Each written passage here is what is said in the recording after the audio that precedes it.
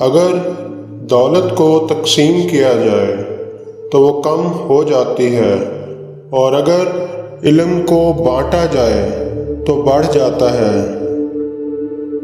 کسی بھی محفل میں ہمارے نشست و برخاست اور گفتگو سے حاضرین کی عزت بڑھانا چاہیے۔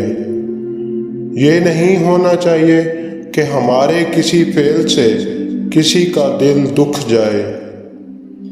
نیکی کر اور مخلوق کو طریقہ نیکی سکھا، بدی سے دور رہ اور مخلوق کو بھی بدی سے دور رکھنے کی کوشش کر۔ بدگمانی کو اپنے اوپر غالب مت کرو کہ تجھے دنیا میں کوئی ہمدرد نہ مل سکے۔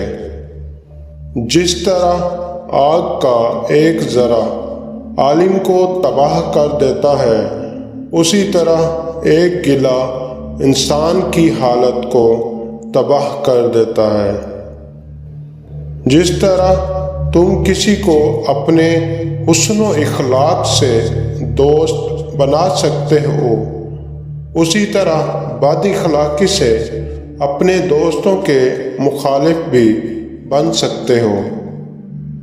جو بات تم اپنے دشمن سے چھپانا چاہتے ہو، اپنے دوست سے بھی مت کہو، ہو سکتا ہے وہ بھی کسی روز تمہارا دشمن نہ بن جائے۔